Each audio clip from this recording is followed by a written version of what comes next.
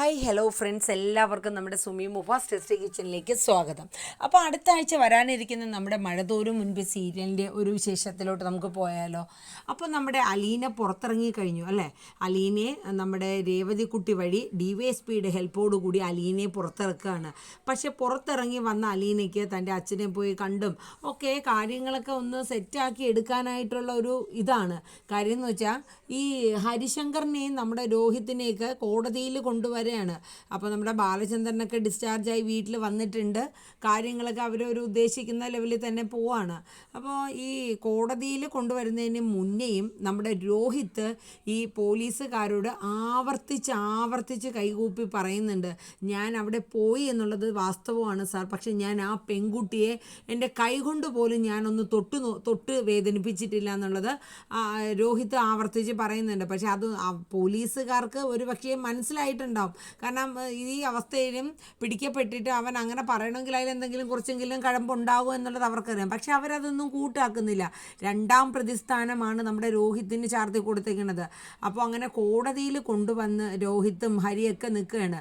ഒരു പക്ഷേ ഹരിശങ്കർ രോഹിത്തിനെ ഇതിൽ ഇടപെടുത്തിയത് കാര്യം തൻ്റെ കുടുംബത്തിൽ നിന്ന് അവനും കൂടെ ഉള്ളപ്പം തനിക്ക് ഒരു ഇതാണല്ലോ എന്നൊക്കെയുള്ള ചിന്താഗതിയായിരിക്കും. അവനങ്ങനെ കൂടപ്പിറപ്പെന്നോ സഹോദരിയെന്നോ ആ ഒരു മൈൻഡ്, സഹോദരനെന്നോ അങ്ങനെയൊന്നും ഒരു വിട്ടുവീഴ്ച മനോഭാവമുള്ളൊരു വ്യക്തിയല്ല ഹരിശങ്കർ. അങ്ങനെ കോടതിയിലെത്തി, കോടതി കേസ് നടത്തുകയാണ്. അപ്പോൾ ആ കോടതി കേസ് വാദിക്കുന്ന സമയത്തും നമ്മുടെ രോഹിത്ത് കൈ കൂപ്പിക്കൊണ്ട് കോടതിയുടെ മുന്നിൽ പറയുന്നുണ്ട്, സാർ ഞാൻ ആ പെൺകുട്ടിയെ യാതൊന്നും ചെയ്തിട്ടില്ല, താൻ നിരപരാധിയാണ്, താൻ അവിടെ പോയി എന്നുള്ളത് വാസ്തവമാണ്.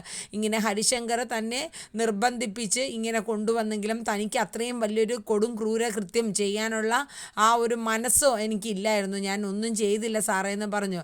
പക്ഷെ അതുകൊണ്ട് കാര്യമില്ലല്ലോ, നമ്മുടെ കോടതിയിൽ തെളിവ് വേണം. പക്ഷെ രോഹിത്തിന് അതിന് സാധിച്ചതുമില്ല. അങ്ങനെ കാര്യങ്ങളൊക്കെ ഏകദേശം ഈ ഒരു രീതിയിലായപ്പോൾ നമ്മുടെ ബാലചന്ദ്രന് രോഹിത്തിൻ്റെ ആ നിസ്സഹായാവസ്ഥ അല്ലെങ്കിൽ അവൻ്റെ ആ ഒരു മനോഭാവം കണ്ടിട്ട് തൻ്റെ മകൻ തെറ്റ് ചെയ്തിട്ടില്ല എന്നുള്ളൊരു തോന്നൽ ബാലചന്ദ്രനും ഉണ്ടായി. ബാലചന്ദ്രൻ കയറി ഇറങ്ങാത്ത പടിവാതിലുകളില്ല. താഴ്ന്ന തലത്തിൽ നിന്നും ഏറ്റവും അങ്ങറ്റത്തെ തലത്തിൽ വരെ പറ്റുന്നിടത്തോളമൊക്കെ ബാലചന്ദ്രൻ കയറി ഇറങ്ങുകയാണ് ഒരു മകനെ രക്ഷപ്പെടുത്താൻ വേണ്ടി. പക്ഷേ പോകുന്നിടത്തെല്ലാം ഒരു ഒരു റേപ്പിംഗ് കേസിലെ പ്രതി അല്ലെങ്കിൽ ബാലചന്ദ്രൻ്റെ മകൻ അങ്ങനെ ആ ഒരു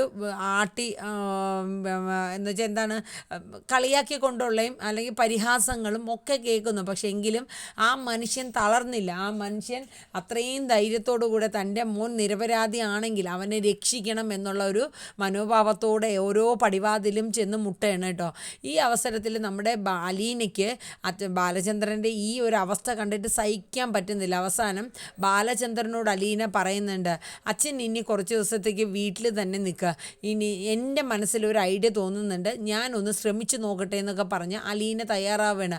അപ്പോൾ ബാലചന്ദ്രൻ പറയുന്നുണ്ട്, ഇങ്ങറ്റം മുതൽ മോളെ അങ്ങറ്റം വരെയുള്ള തലം വരെ അച്ഛൻ ചെന്ന് വാതിൽ മുട്ടിയതാ, പക്ഷേ ഒരു രക്ഷയില്ല, നമുക്ക് അവനെ രക്ഷപ്പെടുത്താനാവില്ല മോളെ എന്ന് പറയുന്നുണ്ട്.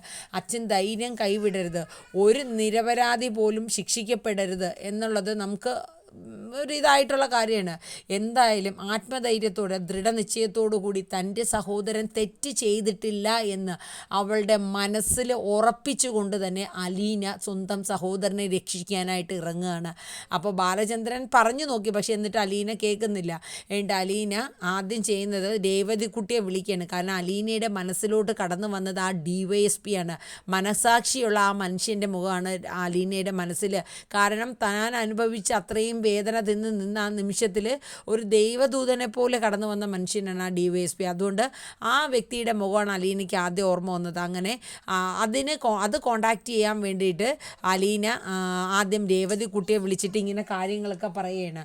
മോളെ ഇന്നതുപോലെ രോഹിത്ത് ഒരു തെറ്റും ചെയ്തിട്ടില്ല. ചേച്ചി എന്താ ഈ പറയണത്? ആ പെണ്ണുപിടിയന് വേണ്ടിയിട്ട് ചേച്ചിക്ക് നാണാവുന്നില്ലേ? ഒരു പാവപ്പെട്ട പെൺകുട്ടിയെ പച്ചയ്ക്ക് പിച്ചി ചീന്തി അവന് വേണ്ടിയിട്ട് വാദിക്കാൻ? മോളെ എൻ്റെ സഹോദരനായതുകൊണ്ട് കൊണ്ടല്ല ഞാൻ പറയണത്. എൻ്റെ മനസ്സിൽ എനിക്ക് ഉറപ്പുണ്ട്, ഞാൻ അവൻ്റെ കണ്ണുകളിൽ, അവൻ്റെ ആ മനോഭാവത്തിൽ, അവൻ്റെ ആ ഇരിപ്പിൽ എല്ലാം എനിക്ക് മനസ്സിലായതാണ് അവൻ പറയുന്നതിൽ സത്യമുണ്ട് അല്ലെങ്കിൽ അതിൽ കഴമ്പുണ്ട് എന്നുള്ളത് എനിക്ക് മനസ്സിലായതാണ് മോളെ. അതുകൊണ്ട് എനിക്ക് എൻ്റെ അനുജനെ രക്ഷിച്ചേ പറ്റൂ. തെറ്റ് ചെയ്തിട്ടുണ്ടെങ്കിൽ അവൻ ശിക്ഷ അനുഭവിക്കണം, പക്ഷേ നിരപരാധികൾ ഒരിക്കലും ശിക്ഷ അനുഭവിക്കണോ മോളെ എന്നൊക്കെ പറയുമ്പോൾ രേവതിക്കുട്ടി പറയുന്നുണ്ട്, അങ്ങനെയാണെങ്കിൽ ചേച്ചി ഇനിയിപ്പോൾ മാമച്ചനെയും ഗ്രേസമ്മ അവരെ ബുദ്ധിമുട്ടിപ്പിക്കേണ്ട, ചേച്ചി DYSP ചേച്ചി നേരിട്ട് പോയി കണ്ടാൽ മതി. കാരണം ചേച്ചിയെ ഒരുപാട് ഇഷ്ടമാണ് ആ വീട്ടിലുള്ള ആ DYSPയുടെ മോൾക്കും അതുപോലെ ആ കുര്യച്ചനങ്കിളിനും ഒക്കെ ചേച്ചിയെ കാണാൻ വേണ്ടി തന്നെ അവരിയ്ക്കുന്നുണ്ട്. ചേച്ചിയെക്കുറിച്ചും ചേച്ചിയുടെ കഥകളും ഒക്കെ മനസ്സിലാക്കിയിട്ട് അവർക്ക് ചേച്ചിയോട് വലിയ അനുകമ്പയാണ് എന്നുള്ളത് ഇങ്ങനെ പറയുന്നുണ്ട്. അപ്പോൾ ആ അഡ്രസ്സും കാര്യങ്ങളൊക്കെ രേവതിക്കുട്ടി നമ്മുടെ അലീനയ്ക്ക് കൊടുക്കുകയാണ്. അങ്ങനെ അച്ഛനോട് പറഞ്ഞിട്ട് ബാലചന്ദ്രനും അതുപോലെ കൃഷ്ണമ്മക്കൊക്കെ ഫുഡും കാര്യങ്ങളൊക്കെ എഴുന്നേറ്റ് രാവിലെ തന്നെ തയ്യാറാക്കി വെച്ചിട്ട് അലീന അതിരാവിലെ തന്നെ സ്വന്തം അനുജനെ രക്ഷിക്കാൻ വേണ്ടി അവിടേക്ക് ഇറങ്ങുകയാണ്. അങ്ങനെ കുര്യച്ചൻ്റെ എത്തിക്കഴിഞ്ഞിട്ട് ആരാന്ന് കുര്യച്ചൻ ചോദിക്കുകയാണ്. അപ്പോൾ പറയും ഞാൻ അലീനയാണ്. അപ്പോൾ കുര്യച്ചൻ പറഞ്ഞു, എനിക്ക് മനസ്സിലായില്ലല്ലോ മോളെ, എവിടെ നിന്നാണ് വരുന്നതെന്ന് പറയുമ്പോൾ ഞാൻ ഇന്നതുപോലെ കഴിഞ്ഞ കുറച്ച് നാൾ മുന്നേ എനിക്ക് വേണ്ടിയിട്ട് ഈ വീട്ടിൽ നിന്ന് ഇവിടുത്തെ അതായത് DYSPയുടെ മകള് റെക്കമെൻഡ് ചെയ്ത് പുറത്തിറങ്ങിയ അലീനയാണെന്ന് പറഞ്ഞപ്പോഴാണ് കുര്യച്ചന് മനസ്സിലായത്, ആണോ മോളാണോ, കയറി വാ മോളെ എന്താന്നൊക്കെ ചോദിച്ച് ഇരുത്തി വളരെ നല്ല രീതിയിൽ എന്നെ പെരുമാറി. അലീനയ്ക്ക് വലിയ സന്തോഷമാണ്. കാരണം വെച്ചാൽ അവരെല്ലാം കാത്തിരുന്ന അലീനയെക്കുറിച്ച് കേട്ട് കഴിഞ്ഞപ്പോൾ അലീനയെ കാണാനും അങ്ങനെയൊക്കെ ആഗ്രഹിച്ചിരുന്നവരാണ്.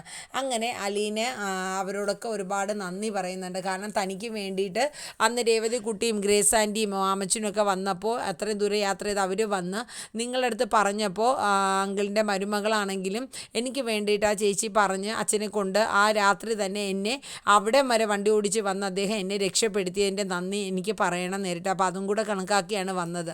അങ്ങനെ എന്നിട്ട് പിന്നെ കുര്യച്ചൻ വിശേഷങ്ങളൊക്കെ ചോദിക്കുന്നു, എന്തായി കേസും കാര്യങ്ങളൊക്കെ. അപ്പോൾ അലീന പറയുന്നുണ്ട്, ഞാൻ ഒരു കാര്യം അപേക്ഷിക്കാൻ വേണ്ടിയിട്ടാണ് വന്നത്.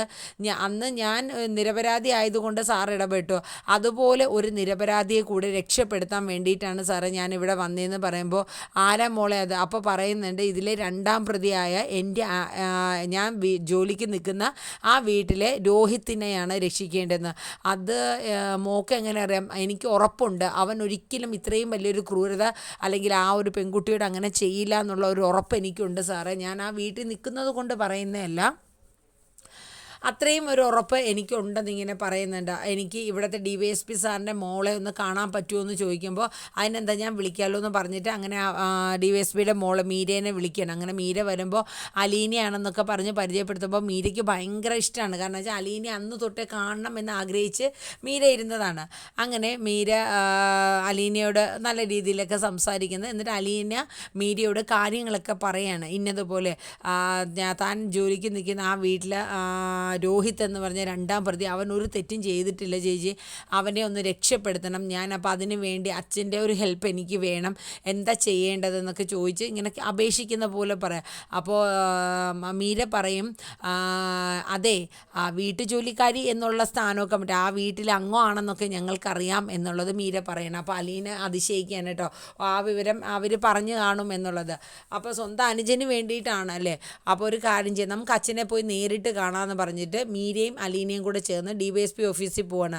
അപ്പോൾ അവിടെ ചെല്ലുമ്പോൾ ഒരു കോൺസ്റ്റബിളൊക്കെ ഇറങ്ങി വരുന്നുണ്ട്. ഈ കോൺസ്റ്റബിൾ ഒന്ന് കാര്യങ്ങളൊക്കെ ചോദിച്ച് ഇങ്ങനെ ഇതാക്കുന്നുണ്ട്. അപ്പോൾ ആ ചോദിക്കുന്ന സമയത്ത് ഇങ്ങനെ DYSP എനിക്കല്ല, സ്വന്തം മോൾക്കല്ല, ഇങ്ങനെ ഈ കുട്ടിക്ക് കാണാനാണെന്ന് പറഞ്ഞപ്പോൾ ആയിക്കോട്ടെ എന്ന് പറഞ്ഞാൽ അങ്ങനെ DYSP ഇറങ്ങി വരുമ്പോൾ മീര പരിചയപ്പെടുത്തണം, അച്ഛാ ഇതാണ് നമ്മുടെ അലീന. എനിക്ക് ഓർമ്മയുണ്ടല്ലോ, ഞാൻ അന്ന് കണ്ടതാണല്ലോ, എന്താ മോളെ എന്തുണ്ടെന്ന് പറഞ്ഞപ്പോൾ ഞാനൊരു റിക്വസ്റ്റുമായിട്ടാണ് സാറേ വന്നത്. അന്ന് ഒന്നാമത് ആദ്യം പറയാനുള്ളത്, സാർ അന്ന് വന്ന ആ ഒരു ഇതിൽ നിന്ന് എന്നെ രക്ഷപ്പെടുത്തിയതിന് ആദ്യം തന്നെ നന്ദി അറിയിക്കട്ടെ എന്ന് പറയാം. ഈ നന്ദി പറയാനാണോ നീ ഇത്രയും ദൂരം വന്നതെന്ന് ചോദിക്കുമ്പോൾ അല്ല, എൻ്റെ ആ വീട്ടിലെ എൻ്റെ അനുജന് വേണ്ടിയിട്ടാണ്, രോഹിത്തിനെ രക്ഷപ്പെടുത്താനാണ് മോളെ. അതിപ്പോൾ എങ്ങനെയാണ്, അവൻ പ്രതിയാണല്ലോ, 2ാം പ്രതിയാണല്ലോ. ആ ഒരു കേസിൽ ഞാൻ എങ്ങനെയാണ് നിന്നെ അന്ന് രക്ഷപ്പെടുത്തിയെന്ന് വെച്ചാൽ, നിന്നെ അവർ ചോദ്യം ചെയ്യാൻ കൊണ്ടുപോയിട്ടും വിടാത്തതിൻ്റെ പേരിലാണ് നിന്നെ രക്ഷപ്പെടുത്തിയെന്നൊക്കെ ഇങ്ങനെ പറയുന്നുണ്ട്. അപ്പോൾ ഈ സമയത്ത് നമ്മുടെ അലീന കാര്യങ്ങളൊക്കെ പറയാണ്. ഇന്നതുപോലെയാണ്, അവൻ ആ വീട്ടിൽ പോയി എന്നുള്ളത് ശരിയാണ് സാറേ, പക്ഷെ അവൻ ഒരു തെറ്റും ചെയ്തിട്ടില്ല എന്നുള്ളത് 100% ഉറപ്പാണെന്ന് അലീന അടിവരയിട്ട് പറയാണ്. അപ്പോൾ DYSP പറയുന്നുണ്ട്, എനിക്ക് ഇതിൽ ഡയറക്റ്റ് ഇടപെടൽ വളരെ ബുദ്ധിമുട്ടാണ് മോളെ. കാര്യം എന്ന് വെച്ചാൽ അങ്ങനത്തെ എന്ന് വെച്ചാൽ പ്രായപൂർത്തിയാകാത്ത ഒരു പെൺകുട്ടിയെ ഗ്യാങ് റേപ്പ് ചെയ്ത ഒരു കേസാണ്. അപ്പോൾ അതിൽ നമുക്ക് ഡയറക്റ്റ് ഇൻവോൾവ് ചെയ്യാൻ പറ്റത്തില്ല. അപ്പോൾ ഇതിൽ ഇനി ചെയ്യാൻ പറ്റുന്നത് വെച്ചാൽ ഇതിന് വ്യക്തമായ തെളിവുകൾ വേണം. തെളിവുകളുണ്ടെങ്കിൽ നമുക്ക് കോടതിയിൽ കേസ് വക്കീലിനെ വെച്ച് വാദിച്ച് ജയിക്കാം. പക്ഷേ തെളിവുകൾക്കായിട്ട് എന്ത് ചെയ്യാം? അതല്ലെങ്കിൽ പിന്നെ ഈ ഒരു സാക്ഷി, അതായത് ഈ പീഡനത്തിന് ഇരയായപ്പെട്ട പെൺകുട്ടി, ശരണ്യ എന്ന് പറഞ്ഞ പെൺകുട്ടി പറയണം. അതായത് ബാക്കി 3 പേരാണ് തന്നെ പീഡിപ്പിച്ചതെന്നും ഈ രോഹിത്ത് തന്നെ ഒന്നും ചെയ്തിട്ടില്ലെന്ന് ആ കുട്ടി പറയണം. അപ്പോൾ അലീന ചിന്തിക്കുകയാണ്, അതിനായിട്ട് എന്താ സാറേ ആ കുട്ടിയായിട്ട്.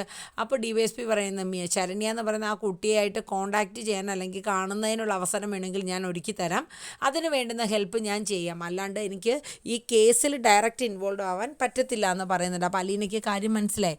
അങ്ങനെ അലീനെ പ്രതീക്ഷകളെല്ലാം നശിച്ച് തിരിച്ച് വീട്ടിൽ വരികയാണ്. അപ്പോൾ ബാലചന്ദ്രനെ മോൻ കണ്ടപ്പോൾ തന്നെ മനസ്സിലായി, ഞാൻ പറഞ്ഞതല്ലേ മോളെ, ഞാൻ ഇതിൻ്റെ അങ്ങേയറ്റം വരെ മന്ത്രിമാർ തൊട്ട് ഞാൻ കയറി ഇറങ്ങിയതാ മോളെ, പക്ഷേ ഈ ഒരു കേസിൽ. പക്ഷേ അലീനെങ്കിലും ബാലചന്ദ്രനോട് പറയുന്നുണ്ട്, ഇല്ലച്ചാ അവൻ തെറ്റ് ചെയ്തിട്ടില്ലെങ്കിൽ രോഹിത്തിനെ ഞാൻ ശിക്ഷ അനുഭവിക്കാൻ വിടില്ല, അവനെ ഞാൻ രക്ഷിക്കും, അത് ഞാൻ തരുന്ന വാക്കാണ് എന്ന രീതിയിൽ അലീന സംസാരിക്കുന്നുണ്ട് കേട്ടോ. അങ്ങനെ അലീന ശരണ്യ എന്ന് പറയുന്ന പെൺകുട്ടിയെ DYSPയുടെ സഹായത്തോടു കൂടി കാണാനൊക്കെ ശ്രമിക്കുന്ന സീനും കാര്യങ്ങളൊക്കെ വരുന്നുണ്ട്. പിന്നെ ഈ സ്റ്റോറിയിൽ വരുന്ന സീനുകളെന്ന് പറയുന്നത് ഈ SIക്കും CIക്കും അലീനയോട് ഭയങ്കര ദേഷ്യമൊക്കെ വരുന്നുണ്ട് കേട്ടോ. കാര്യം എന്ന് വെച്ചാൽ അവർക്ക് ഈ കഴിഞ്ഞ സീന് നമ്മൾ കണ്ടില്ല, DYSP ഡയറക്റ്റ് ഇടപെട്ട് അങ്ങനെ ആ ഒരു ഇതൊക്കെ വന്നപ്പോഴത്തേക്ക് അവളെ കൊണ്ട് ആ കംപ്ലൈൻറ്റ് എഴുതി മേടിപ്പിക്കാൻ പറ്റിയില്ലല്ലോ, അതൊരു ഷെയിം ആയതുപോലെയാണ് അവർക്ക്. അപ്പോൾ അവർക്ക് അലീനയോടൊരു വൈരാഗ്യം വരെയാണ്. അങ്ങനെ ഇവർ ഈ രോഹിത്തിൻ്റെയും നമ്മുടെ ശങ്കറിൻ്റെയൊക്കെ ഫോണുകൾ ഇങ്ങനെ സെർച്ച് ചെയ്തുകൊണ്ടിരിക്കുകയാണ്. ആ സെർച്ച് ചെയ്തുകൊണ്ടിരിക്കുന്ന സമയത്ത് ഈ ഹരിയുടെ ഫോണിൽ കുറേ വീഡിയോസ് ബൾഗറായിട്ടുള്ളതൊക്കെ വരുന്നുണ്ട് കേട്ടോ. പക്ഷെ അതിനിടയിൽ ഒരു വീഡിയോ അയാളുടെ ശ്രദ്ധയിൽപ്പെട്ടു. അതായത് ഈ ബാലചന്ദ്രൻ്റെ മകൾ അന്ന് വീട്ടിൽ കണ്ട അതേ പെൺകുട്ടിയാണ് ബബിതയുടെ കുറച്ച് വൾഗറായിട്ടുള്ള ഫോട്ടോസും കാര്യങ്ങളും വീഡിയോ ഒക്കെ വരുന്നുണ്ട്. അപ്പോൾ അവരിത് കണ്ടിട്ട് ഹരീനെയും രോഹിത്തിനെയും സെല്ലിൽ നിന്ന് വെളിയിലോട്ട് ഇറക്കി കൊണ്ടുവരികയാണ്, മാറ്റി നിർത്തി. എന്നിട്ട് ചോദിക്കുന്നുണ്ട് ഹരിയുടെ അടുത്ത്, ഈ വീഡിയോ കാണുന്ന പെൺകുട്ടി അറിയാമോ എന്നൊക്കെ ചോദിക്കുന്നുണ്ട്. അപ്പോൾ ഹരി പറയും, എനിക്കറിയാം, എവളുടെ ഇതെങ്ങനെ കിട്ടിയെന്ന് ചോദിക്കുമ്പോൾ അവളും അവളുടെ കാമുകനും കൂടെ പോയപ്പോൾ ഞാൻ ഒരിക്കൽ കണ്ട് അങ്ങനെ എടുത്തേനെ. അപ്പോൾ രോഹിത് ഇതൊക്കെ കണ്ട് അന്തം വിട്ട് കേൾക്കേണ്ടത്, ഇതെന്താ ഈ പറയണേന്ന്. പക്ഷേ ഹരിയുടെ ഇതിൽ ആ വീഡിയോ മാത്രമല്ല, ഈ ബബിത അവിടെ പോയി നിന്ന സമയമുണ്ടല്ലോ, YJ ഹോസ്പിറ്റലിൽ കിടന്ന ആ സമയത്ത് ബബിതയുടെ പല കൊള്ളാത്ത രീതിയിലുള്ള ബൾഗറായിട്ടുള്ള കുറച്ച് ഫോട്ടോസൊക്കെ എടുത്തൊക്കെയാണ്, പല പോസിങ്ങിലായിട്ടുള്ള. അപ്പോൾ ഇതൊക്കെ കണ്ടിട്ട് രോഹിത് അന്തം വിടരുന്ന് വെച്ചാൽ അപ്പോൾ CI ചോദിക്കുന്നുണ്ട്, ഈ ബബിത എന്ന് പറയുന്നത് നിൻ്റെ ആരായിട്ട് വരൂടാ എന്ന് പറയുമ്പോൾ മുറപ്പെണ്ണായിട്ട് വരുമെന്ന് ഹരി പറയുന്നുണ്ട്. ഇവിടെ നിന്ന് മുറപ്പെണ്ണെന്ന് വെച്ചാൽ വിവാഹം കഴിക്കുകയൊന്നും ഇല്ലല്ലോ, സ്വന്തം സഹോദരിയെ പോലെയൊക്കെയാണല്ലോ കാണുന്നത്. പിന്നെ നീ എന്തിനാടാ ഇവളുടെ ഫോട്ടോയൊക്കെ ഇങ്ങനെ എടുത്തു വെച്ചതെന്ന് ചോദിക്കുമ്പോഴത്തേക്ക് ഹരി ഒന്നും മിണ്ടുന്നില്ല കേട്ടോ. ഇതൊക്കെ കണ്ടുമ്പോൾ രോഹിത്തിന് അങ്ങോട്ട് ഇളകണമെന്ന് വെച്ചാൽ സ്വന്തം പെങ്ങളുടെ സ്ഥാനമുള്ള അവളെ പോലും യവൻ വിട്ടില്ലല്ലോ, യവൻ ഇത്രയ്ക്കും വൃത്തിയിട്ടവനാണോ, ഈ യവൻ്റെ കൂടെയാണോ ഞാൻ ഈ ഇത്രയും നാളും ഇങ്ങനെ ഇത് ഓരോ കേസിന് വേണ്ടിയിട്ട് ഇറങ്ങി തിരിച്ചെന്ന് പറയും. എന്നിട്ട് ഹരിയെ കാണിച്ചു കൊടുക്കണം കേട്ടോ ആ വീഡിയോസൊക്കെ. അതൊക്കെ കണ്ടിട്ട് ഹരിയല്ല രോഹിത്തിനെ കാണിച്ചു കൊടുക്കുകയാണ് ഹരി എടുത്ത വീഡിയോസും ഫോട്ടോ. അപ്പോൾ സ്വന്തം അനിയത്തിയുടെ ഫോട്ടോയും വീഡിയോസും അങ്ങനെ കണ്ടു കഴിഞ്ഞപ്പോൾ രോഹിത്തിന് സഹിക്കാൻ പറ്റുന്നില്ല. അപ്പം പോലീസ് ചോദിക്കുന്നുണ്ട്, ആങ്ങളെയും പെങ്ങളും ഒക്കെ വഴിപഴിച്ചാണല്ലോടാന്ന് പറയുന്നുണ്ട്, അവളാൾ കൊള്ളാലോ എന്നൊക്കെ പറയുന്നുണ്ട്. ഇതൊക്കെ കേട്ട് നിന്ന് നിയന്ത്രണം വിട്ട് രോഹിത് ഹരിയെ അങ്ങോട്ട് ചേർത്ത് പിടിച്ചിട്ട് ഇടിക്കാനൊക്കെ നോക്കുന്നുണ്ട്. അപ്പം പോലീസുകാർ പറയുന്നുണ്ട്, എടാ ഇവിടെ കിടന്ന് ഷോ എന്ന് ഇറക്കാൻ നിൽക്കണ്ട, നിനക്ക് നിൻ്റെ പെങ്ങളെന്ന് കേട്ടപ്പോൾ നിനക്ക് തട്ടിയല്ലേടാ, എടാ അതേ പ്രായമുള്ള ഒരു പെൺകുട്ടിയല്ലേടാ നീയൊക്കെ ചേർന്ന് റേപ്പ് ചെയ്ത് ഇന്ന് ആശുപത്രി ഇട്ടേക്കണത്, അവിടെ തോന്നാത്ത എന്ത് വികാരമാടാ നിനക്ക് ഇവിടെ തോന്നുന്നതെന്നും പറഞ്ഞിട്ട് ഈ പോലീസുകാരിങ്ങനെ രോഹിത്തിനെ ഹരീനും തമ്മിൽ അടിയുണ്ടായത് മാറ്റിക്കുകയാണ് കേട്ടോ. അത് കഴിഞ്ഞിട്ട് രണ്ടുപേരെയും ജയിലിൽ കൊണ്ടുവന്ന് ഇടുകയാണ്. രോഹിത്തിൻ്റെ നിയന്ത്രണം വിട്ട് രോഹിത്തിന് ഒന്നും മനസ്സിലാവണില്ല, ഇത്രയ്ക്ക് നീചനും നികൃഷ്ടനുമായിട്ടുള്ള ഒരുത്തനാണല്ലോ ഇവൻ എന്നുള്ളതാണ്. അപ്പോഴാണ് രോഹിത് ചിന്തിക്കണത്, പണ്ട് അലീന പറഞ്ഞ കാര്യങ്ങൾ, ഇവൻ നിന്നെ കൊണ്ട് നടന്ന് നിന്നെ ജയിലിൽ കൊണ്ടാക്കും എന്നുള്ള കാര്യം. അലീന പറഞ്ഞത് എത്ര വാസ്തവമായ കാര്യങ്ങളാണ്. ഈ കേസിലേക്ക് പോകുന്നതിൻ്റെ അന്നുകൂടി അച്ഛനും അലീനയും കൃഷ്ണമോളും എൻ്റെ കൂടെ പറഞ്ഞതാണ്, ഹരിയുടെ കൂട്ടുകെട്ട് വെട്ടണം, ഹരിയായിട്ടുള്ള ഒരു കൂട്ടും വേണ്ട, നിനക്ക് അപകടമാണ്. അന്ന് ആ വാക്ക് കേട്ട് ഞാൻ ക്ലാസ്സിൽ പോയിരുന്നെങ്കിൽ ഇന്ന് ഈ കെണിയിൽ ഞാൻ പെടില്ലായിരുന്നു. ഇതൊക്കെ ഓർത്ത് രോഹിത് വിങ്ങി പൊട്ടി ആ കമ്പിയിൽ പിടിച്ചുകൊണ്ട് കരയാണ് കേട്ടോ. അങ്ങനത്തെ സീനും കാര്യങ്ങളൊക്കെ വരുന്നുണ്ട്. പക്ഷെ എന്ത് തന്നെയാണെങ്കിലും നമ്മുടെ മഴതോരും മുമ്പേ സീരിയലിൽ ഈ രോഹിത് കുറ്റക്കാരനല്ല എന്നുള്ളത് കോടതിയിൽ അലീന തെളിയിച്ചെടുക്കാൻ വേണ്ടിയിട്ട് മാക്സിമം ശ്രമിക്കുന്നുണ്ട്. അതിലേക്ക് വേണ്ടിയിട്ട് സ്വന്തം അനുജന് വേണ്ടിയിട്ട് അലീന ഇറങ്ങിത്തിരിക്കുന്ന രംഗങ്ങളൊക്കെ വരുന്നുണ്ട് കേട്ടോ. അപ്പോൾ എന്തായാലും നമുക്ക് കാത്തിരുന്ന് കാണാം നമ്മുടെ മഴതോരും മുമ്പേ സീരിയലിൻ്റെ ഇനി വരാനിരിക്കുന്ന ആഴ്ചകളിലെ ആ വിശേഷങ്ങളും. പിന്നെ ഇതിൻ്റെ ഇടയിൽ നമ്മുടെ ബബിതയുടെ കുറേ കള്ളത്തരങ്ങളൊക്കെ പൊളിച്ചെടുക്കുന്നുണ്ട്. അപ്പോൾ എന്തായാലും നമ്മുടെ മഴതോരും മുമ്പേ സീരിയൽ ഒരു വൻ ട്വിസ്റ്റിലായിട്ട് തന്നെയാണ് പോണത്. അപ്പം നമുക്ക് കാത്തിരുന്ന് കാണാം ഇനി വരാനിരിക്കുന്ന ഓരോ എപ്പിസോഡുകളുടെയും പ്രൊമോ. അതാത് ദിവസങ്ങളുടെ തലേ ദിവസം രാത്രി 9 മണിക്ക് തന്നെ നമ്മുടെ ചാനലിൽ അപ്ലോഡ് ചെയ്യുന്നതാണ്. എല്ലാവരും നമ്മുടെ വീഡിയോസൊക്കെ ഒന്ന് കണ്ട് സപ്പോർട്ട് ചെയ്യുക, ലൈക്ക് അടിക്കാൻ മറക്കരുത് കേട്ടോ.